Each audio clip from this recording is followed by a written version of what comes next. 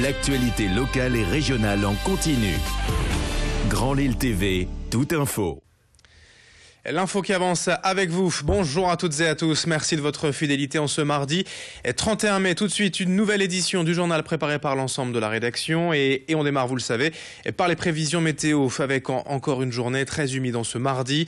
Les départements du Nord, du Pas-de-Calais et ceux de Picardie sont tous en vigilance orange pour cause de fortes pluies, avec même un risque d'inondation. Les précipitations devraient toutefois s'affaiblir aujourd'hui au fur et à mesure de la journée. Le ciel restera quand même très chargé, avec des températures qui vont doucement remonter. On aura 18 ou 19 degrés cet après-midi pour les maximales et un temps plus sec en fin de journée. On en reparle avec les prévisions complètes après le journal. Cette météo pour le moins difficile n'est pas sans conséquence dans les transports. Depuis hier, une circulation souvent ralentie sur les routes, mais aussi sur le rail. Les lignes TER de Lille vers Lens, Arras et Douai et vers Valenciennes aussi ont été interrompues hier soir suite à des pannes électriques ou des ruptures de caténaires. La circulation a pu reprendre progressivement dans la soirée et tout va bien de nouveau depuis ce matin. À Lille, dans le métro, la ligne 1 a également été forcée de s'arrêter hier de 19h30 jusqu'à la fin de service entre Fives et 4 cantons à cause des intempéries. Et elle est de nouveau à l'arrêt, cette ligne 1, à cause d'un problème électrique, mais cette fois entre CHRB Calmette et Lille République Beaux-Arts. Une panne électrique sur la ligne 1 du métro jusqu'à 8h20 au moins selon Transpol. Au cas où, toutes les infos sur sncf.com et transpol.fr. L'actualité en images avec cette fois la visite du ministre de l'Intérieur hier dans la région. Bernard Cazeneuve s'est d'abord rendu dans le camp de migrants de Grande-Synthe pour officialiser l'aide de l'État de 3,9 millions d'euros pour aider au fonctionnement du camp. Il était ensuite à Lille, au siège de la métropole européenne de Lille, pour y rencontrer les policiers intervenus à Fives la semaine dernière lors d'une fusillade dans une affaire de stupéfiants.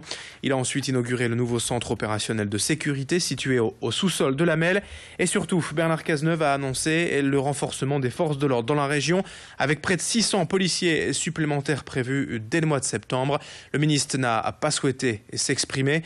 Et c'est donc Damien Castelin que l'on va écouter, le président de la Melle, au micro de Céline Huret et Xavier Silly. Un centre qui est essentiel pour la sécurité de l'euro parce qu'on centralise ici les 30 caméras uniquement dédiées sur la fan zone, mais aussi des 1830 autres caméras de la métropole qui nous permet d'assurer la sécurité sur la fan zone jusqu'au stade Pierre-Mauroy. C'est un élément effectivement assez fondamental. On est prêt, venez faire la fête. C'est l'endroit qui sera le plus sécurisé de la métropole. Donc venez faire la fête sur la fan zone à Lille et profitons de ce 3e événement sportif mondial. Venez comme l'ensemble des supporters étrangers venir ici à l'Euro 2016. En politique, le Conseil régional des Hauts-de-France a donc voté la semaine dernière son premier budget sous la présidence de Xavier Bertrand. Et si le nouvel exécutif insiste depuis plusieurs semaines sur la nécessité de faire de sérieuses économies, la majorité veut aussi donner une nouvelle impulsion à la région en termes de travail, d'apprentissage et de transport. Hier, sur Grand Lille TV, Jean-Pierre Bataille, rapporteur du budget, est revenu sur la situation des Hauts-de-France et de ce qu'il appelle lui-même un budget de transition. Il répondait aux questions d'Idil Gunaï et a notamment évoqué le budget des transports dans la région. C'était le thème de la campagne, au travail, au travail, au travail. Et donc Xavier Bertrand voulait que chaque euro régional serve soit à l'amélioration du pouvoir d'achat des actifs, soit à la croissance, soit au développement économique, soit à la création d'emplois. Et donc cette aide au transport est faite essentiellement pour les salariés qui ne disposent pas de moyens de transport collectif à moins de 30 km de chez eux. C'est une aide économique concrète de 20 € par mois, ce qui fait quand même 240 € sur l'année. Et ça permet d'alléger la facture de carburant qui, en plus, en ce moment, s'envole un petit peu pour les raisons que nous savons. L'info en bref aussi dans cette édition. D'abord cet accident mortel hier matin sur l'autoroute A27. Un octogénaire belge a perdu la vie au niveau de Saint-Gand en Mélantois. Il se serait en fait immobilisé sur la bande d'arrêt d'urgence à cause d'un problème mécanique. Un poids lourd l'aurait alors percuté avant de finir sa course sur le terre-plein central. Les secours n'ont rien pu faire pour cet automobiliste. Et puis à Bailleul, hier matin, une femme happée par un TER. L'accident s'est produit à hauteur du passage à niveau d'Outersten en venant de Vieux-Berquin. Victime d'un traumatisme crânien et de nombreuses blessures, elle a été hospitalisé d'urgence à Lille. La circulation des trains sur la ligne Lille-Calais a été perturbée plusieurs minutes. Dans le reste de cette édition, on revient aussi sur la victoire historique du Sepelis Lille Métropole en Coupe d'Europe de tennis de table. C'était dimanche en Turquie.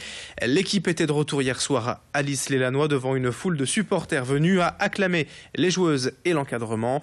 C'est tout simplement le premier titre européen d'un club français en tennis de table et c'est une victoire acquise de haute lutte alors que les Lissoises n'étaient absolument pas favorites. Elles avaient perdu le match aller à domicile 3-2 et ont remporté le retour sur le même score, mais c'est la différence de 7 gagnés qui a fait la différence en faveur des nordistes. Pour le président emblématique du club, Christian Brifeuil, cette victoire symbolise le travail et la passion de tout un club. Anthony Vermus était hier soir à Lille-les-Lanois avec le président Christian Brifeuil. On n'était pas favoris parce que Bursa nous alignait devant nous la numéro 21 mondiale qui est championne de Turquie, la numéro 40 mondiale qui est Paulina Mikhailova qui est 40 mondiale, et après en troisième là ils ont changé, ils ont mis une jeune bulgare qui est pas très bien classée mondialement parce qu'elle fait pas beaucoup de sorties, mais qui a quand même gagné 3-0 contre Agnès. Donc quand on a vu ça, on s'est dit ça va être difficile. Mais bon, Bernie et Xiao étaient prêtes à faire le job et elles l'ont fait en gagnant toutes les deux, une 3-1 et l'autre 3-0. Donc on a remis les pendules à l'heure et le public turc est très chaud, d'un seul coup a pris une douche froide.